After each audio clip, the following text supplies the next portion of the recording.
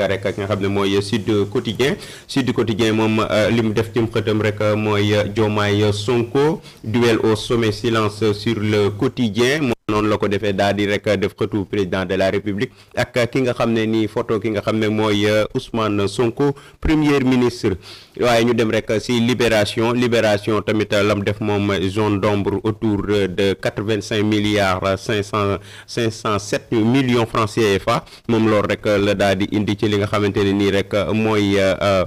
jëmale ko rek ci libération loolu la gën di xëtal. ñu daal di def rek ci nga xamante ni tam mooy tamit deux faux policiers de la section Meuré-Tombe loolu tamit muy ñaari policiers yoo xamante nii rek dañ leen a teg loxo. Direct News rek moom daal di dem rek ci nga xam ne mooy tamit rek ba tey rek li nga xam ne mooy Diomaye Sonko la fin de compagnonnage lii nag moom souhaité wuñ ko waaye moom loolu rek daal di titre xam ne rek compagnonnage bi rek dafay daal di jeex maanaam ànd bi. mu ngoog Direct News da caa ñëw bu yaatu fësal président Diomaye ak son premier ministre Ousmane Sonko. Les Échos moom la mu xamle rek mooy rek un rapport met le Sénégal dans le rouge vif moom loolu la daal di titré. Les Échos loolu la daal di titré waaye itam ñëw na ci nga xam ne rek mooy l'affaire Farba Ngom le juge Idrissa Diarra vilipendé auprès de ligage boo ko déggee rek mooy juge ba ak nga xamante ne nii rek mooy juge bi nga xam ne mooy Idrissa Diarra moom mu ngi noonu ak ki nga xam ne mooy Moussa Bocar Thiam moom rek mu ngay dénoncer rek li nga xamante ni mooy dossier yaak ñoom seen ñu daal di wax rek ci enquête lam xam ne rek mooy Diomaye Sonko le décret contre la foule daal di def rek ki nga xam ne mooy njiitu réew mi muy xaatim toog ni yooyu te moom la gën a fësal ci li nga xam ne mooy ci titre am point actu moom lam xam le rek mooy Diomaye impose son agenda moom noonu la ko waxee daal di kii rek photo taaral rek photo njiitu réew mi mu ngi noonu muy dox rek ci tapis rouge bi loolu la ca gën a fësal. yor moom lam xam le rek mooy Sonko Diomaye ba tey rek li nga xam ne mooy relation au sommet de l'État daal di dem rek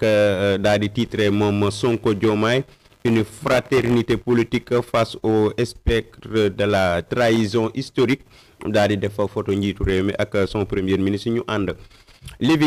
L'évidence moom lam xam ne rek mooy conseil des ministres après le clash public du tandem loolu la daal di fësal. Une ambiance lourde au palais moom noonu la daal di def rek def conseil des ministres photo njiitu réew mi mu ngi noonu ak Mary Teuw Niane loolu la daal di fësal ci bu baax a baax. Le point moom daal di dem rek sur l'affaire Farba Ngom maître Moussa Bocar Thiam dépose une plainte auprès de ligage contre le président du collège des juges d'instruction du pôle judiciaire financier moom daal di def photo Bocar Thiam plainte bi nga xam ne fas yéene ko déposé jëmale ko ci ñi nga xam ne mooy ligage ak ñi nga xam ne rek mooy Farba Ngom photom tamit mu nga ca ñu daa wax ci Madiambal Diagne tamit s'étonne d'une année de détention pour rien du tout mu ngoog Source A moom it mu ngay fësal rek Ahmed Diallo et Waly Diouf Bodian les pieds dans le plat moom noonu la ko daal di waxee def seenub nataal ñoom ñaar ñëpp waaye rek daal di defit chroniqueur bi nga xamante ne rek mooy Abdou Nguer après plusieurs mois de détention Abdou Nguer is back kon Abdou Nguer est de retour Abdou Nguer kon ñëwaat na. Turbine mi nga xam ne rek le Sénégal placé en détresse financière loolu nag boo ko déggee rek mooy nga xam ne mooy Bloomberg ci wàllu koppar yooyu ñoom la ñu daal di fësal bu baax a baax ci xëtam mi ngi noonu ñu daal di wax na tamit si nga xam ne mooy le président Bassirou Diomaye Diakhar Faye limoge un DG de Pastef et placé 5 nouvelles têtes mu ngoog loolu ca conseil des ministres bu la woon. waaye tamit dina wax rek ci l'observateur moom lam xam ne rek face au ministre Diomaye s'explique mu ngoog les révélations d'une prise de parole politique inédite en conseil des ministres daal di def photo njiitu réew mi ak son premier ministre ci suuf mu ngoog loolu rek lañ ca daal di gën a fësal. L'As moom dafa ñëw rek moom tamit rek daal di ñëw rek si nga xamante ne nii rek mooy ba tey rek relation au sommet de l'État daal def jiital ki nga xam ne mooy Ousmane Sonko premier ministre mu ànd ak njiitu réew mi di dox ci tapis rouge bi le choc des contre-pouvoirs moom noonu la ko daal di waxee mu ngoog le choc des contre-pouvoirs noonu la ko daal di waxe waaye ñu daal dem rek ci record moom record la mu fësal rek mooy Pape Thiaw sélectionneur équipe nationale du Sénégal bi nga xam ne daal dinay recruter 6 binationaux recrutés depuis son arrivée kon moom bi mu toogee ba tey rek xëccagum na ñetti xale yoo xamante ne ni France la ñu bàyyeekoo wala fa lañ fekk baax daat leen indi fii ci équipe nationale c'est bien mu ngoog prêcheur de la bonne parole moo Pape Thiaw kon mu ngi décroché ay binationaux point actu sport moom lam fësal rek mooy le Nigeria de Victor Osimhen lance une crise historique sans précédent en Afrique Nigeria la fësal mi nga xam ne mooy qualification coupe du monde barrage bi nga xamante ne ni ñi nga xam ne nii rek Nigeria qualifié na ko ci coupe du monde bi waaye tam barrage bi tamit bul fàtte ne tamit équipe yu bari ci Afrique tamit dañ cee fas yéene jongante soog ba nag mooy Cameroun ak RD Congo ba war a am ca Maroc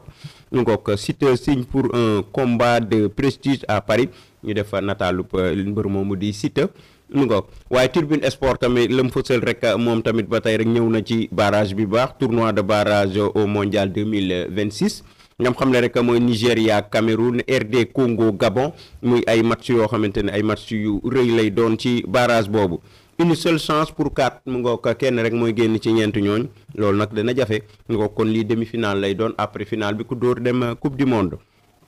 ñu daal di wax rek ci l'info moom la mu fësal rek mooy les ménages étranglés par la spirale des prix mu ngoog cheraayu rek ménage bi lépp ndugg yeeg lépp lu ñuy lekk rek ci Sénégal fii njiig dafa daal di kawe loolu nag jaaxal na borom kër yi moo tax it l'info ñëw na ci bu bëree bari waaye l'info tamit ñëw na rek ci nga xam ne DG bi nga xam ne DG Pastef bi nga xam ne dañ ko limogé l'APROSI muy Amadou nga xam ne rek mooy Amadou Gueye waaye ñu daal di wax rek ci réew mi quotidien la mu fësal rek mooy Brésil Sénégal bi nga xamante ne nii war naa am moom le gardien de but bu Seleção bu Brésil Ouro Verde bi moom la daal di teg muy Ederson mooy l'ancien gardien bu Manchester City moom nag moom la ñuy prévient le Sénégal moom nag mu ngay xamal gars yi ne Sénégal la équipe bu day waar la mu ngi koy xamal ay mbokki brésilien waaye ñëw na ci qualification coupe du monde 2026 mu ngoog rek fësal daal di fësal rek nga xam ne mooy photo équipe bu RD Congo le soleil moom la mu wax rek mooy le président insiste sur le comptoir national de photo njiitu réew mi président Bassirou Diomaye Diakhar Faye mu ngoog si loolu la gën a daal di focaliser wu ci loolu mu ngoog moom le soleil réew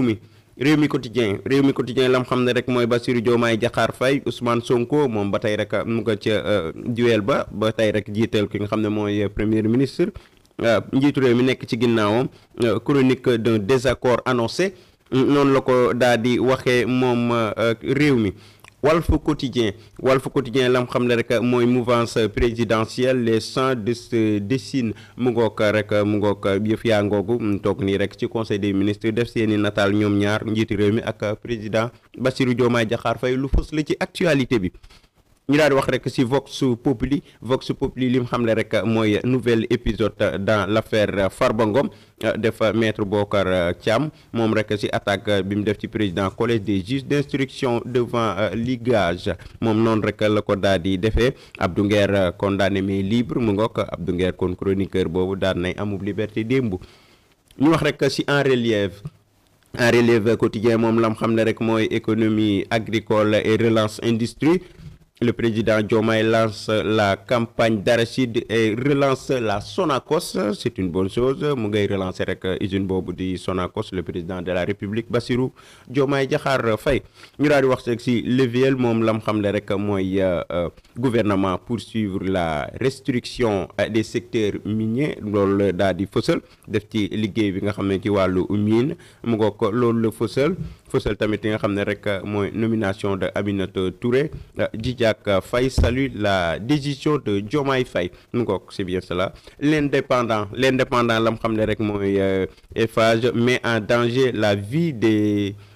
usagers loolu rek la daal di fësal dafa nataalu tubaab yi Abdou Nguer libre waaye rek li nga xam ne mooy crise au sommet de l'État it daan na cay fësal tuuti des médiateurs entrent en action pour rek dugg ca diggante ba pour jéem a leen daal di jubóorle kon médiateurs yi mu ngi noonu c'est une bonne chose